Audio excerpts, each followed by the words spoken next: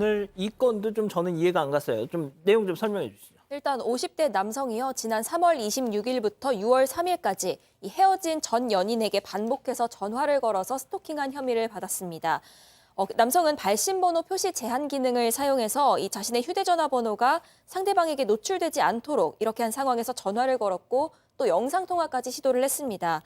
특히 하루에 4시간 동안 10차례에 걸쳐서 연속으로 전화를 거는 날도 있었는데요. 이 피해자는 전화를 아예 받지 않았다고 합니다.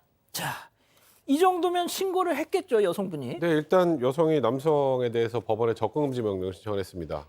이제 그래서 법원에서도 지난 4월에 일단 100m 이내 접근 금지, 음향 보호 등 송신행위, 그러니까 우리가 말하는 전화나 문자 같은 거 보내는 것을 금지하는 그런 잠정 조치를 결정을 했는데요.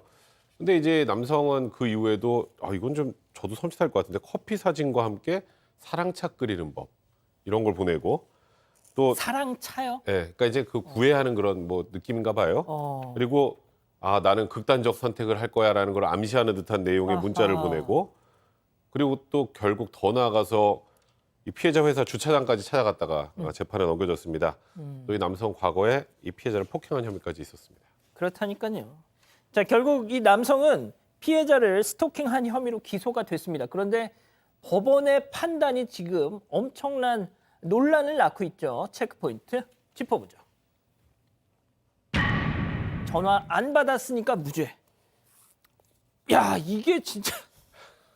이게요. 저는 이거는 법원의 판단을 비판하는 것보다 예. 법을 개정하든지 바꿔야 돼요. 이게 보면 정보통신망법 44조의 7에 보면 이렇게 되어 있습니다.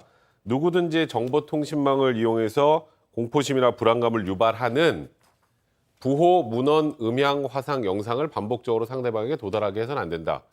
그러면 부호라면 뭘까요? 문자 메시지. 그렇죠? 예. 문헌도 마찬가지입니다. 그 음향은 내 목소리죠. 그렇죠. 근데 이제 예를 들어서 벨소리가 반복되는 건 예. 벨소리는 그냥 이 전화가 가서 울리는 이 전화기에 나온 용도 때문에 나오는 그 소리고 내가 무언가를 보내는 건 아니기 때문에 벨소리만 가지고는 이거는 음향이 송신된 거로 보기 어렵다라는 게 법원의 예전의 판단이었습니다. 그러니까 전화를 받던가 문자를 보내던가 이런 방식으로 해야지. 그다음에 이제 전화 안 받으면 여기 부재중이라고 뜨잖아요. 예. 그것도 전화 안 받아서 핸드폰 기계상에서 뜨는 부재중이라는 소리지 이게 저 남성이 의도한 행동은 아니니까 이건 결국 이 정보통신망법 위반이라고 볼 수 없고 그러니까 이 부분에 대해서 이걸 유추해서 판단하는 스토킹 범죄는 무죄다라는 것이 법원의 판단입니다. 지금 채팅창에 장난하냐? 지금 막 아이고 그러실 것 같아요. 욕 나온다 막 지금 막 난리가 났습니다. 자, 심지어 다른 혐의들에 대해서는 아예 공소가 또 기각이 됐다고요? 네, 맞습니다. 이 피해자에게 문자 메시지를 보내고 또 직장에 찾아가서 스토킹한 혐의가 있었고요. 또 과거에 피해자를 폭행한 혐의가 있었습니다. 그런데 이 두 혐의에 대해서 기소 후 피해자가 이 처벌을 원치 않는다 이런 의사를 밝혀서 법원이 공소 기각 판단을 내렸습니다. 근데 요거는 제가 설명을 좀 드릴게요. 폭행죄하고 스토킹 범죄는 일단 피해자가 처벌을 원하지 않으면 처벌할 수가 그렇죠. 없습니다. 그래서 공소기각이 어쩔 수 없이 이건 재판부가 이건 봐줘야지가 아니라 예. 그런 이유 때문에 공소기각이 된 거죠. 지금 법무부에서 이거를 바꾸겠다고 하는 네, 거 아닙니까? 맞습니다. 자, 승현님. 네. 승현님 혹시 그게 얼마나 공포스러운지 아세요? 부재중 전화 막 20몇 개, 막 30개 막 왜요? 다 당해봐서 알아요. 스토킹을 당해보셨다고요? 예. 그 부재중 전화 막 수십 번 뭐 이런 게 찍혀 저희 집 있었어요? 앞에 그냥 멍하게 기다리는 것 자체는 너무 무서워요. 그거 안 당해보면 진짜 모르겠어요. 예, 이건 뭐 웃을 일은 네, 아니고 그렇죠. 아무튼 그리고 이 자체를 저는 그러니까 뭐 재판부 대법원 판례가 있고 하니까 재판부도 뭐 운신의 폭이 좁았겠죠. 그런데 이렇게 기계적으로 판단을 할 필요가 있었나 싶어요, 저는. 아까 뭐 변호사님 말씀 주신 대로 죄형 법정주의는 그 문헌에 가능한 의미의 한계 범위 내에서 해석할 수밖에 없고 도달되어야 가능한데 부재중 전화 안에 저는 만약에 그게 전화벨 울린 게 아니라 문자 같은 게 분명히 전화기 제가 이거 2년 전에 한번 뭐 검찰에서 한번 이야기를 했는 것 같은데 전화기를 꺼놓고 있는 상황에서 만약에 그 전화가 몇 번 왔는 걸 과연 이걸 스토킹으로 볼 수 있느냐 이런 이야기가 나왔었는데 사실 지금 정보통신망법을 가지고 해석을 했는 거잖아요. 스토킹은 지금 반의사 불벌죄이기 때문에 피해자가 처벌을 원하지 않습니다라고 그 부분이 없어져서 만약에 스토킹 처벌법이 살아있으면 이거 스토킹 돼요. 전화 계속하는 거. 그런데 이게 지금 정보통신망법 때문에 안 되는 건데 사실 어떻게 보면 문헌에 가능한 의미 과연 그걸 이렇게 해석할 것인가에 대해서는 같이 의문이 남지만 결국 이게 1심에서 유죄가 나도 대법원에서는 파기환송될 수 있는 가능성이 열려 있기 때문에 1심에서 이렇게 판단한 게 아닌가라는 말씀드리고 저는 변호사님 말씀대로 이 부분에 대해서 조금 입법적 개선이 필요하다라는 말씀드리고 아까 제가 다시 한번 확인해 보니까 살인미수 신상공개 되네요. 그럼 이거 안 되는 이유는 결국 사회에서 이 얘기 안 해서 그래요.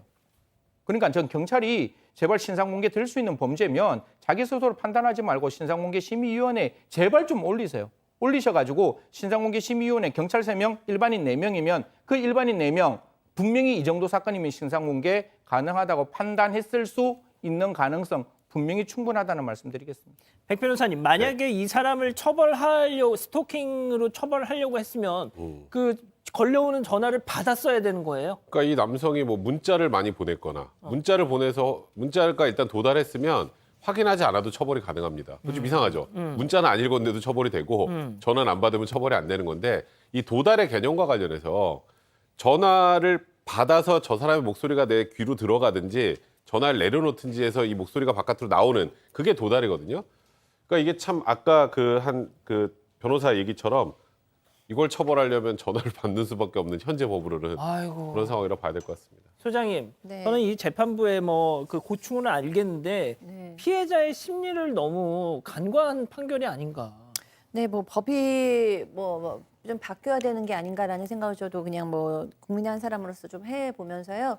이 사실 우리 사회가 너무나 이 스토킹 범죄로 인해서 사건 사고가 너무 심각한 게 많았잖아요. 그리고 사고가 벌어지기 전에 전조 증상들이 있는데 그 전조 증상들에 대해서 무시했을 때 나중에는 이제 주워 담을 수 없는 사고들로 번지곤 했는데 이번에도 보면 물론 이 사람이 그 전에 연인이었다고는 하지만 폭행도 했고 그다음에 적금 금지 결정이 났는데도 불구하고 그걸 또 따르지도 않았고 그다음에 이제 막 극단적 선택까지 하겠다 그러고 이제 과격한 감정까지 보이고 있기 때문에 상당히 좀 위험한 요소가 있다라고 보는데 이렇게 여성을 전혀 보호해주지 못한 판결에 대해서 좀 아쉬움이 있습니다. 예.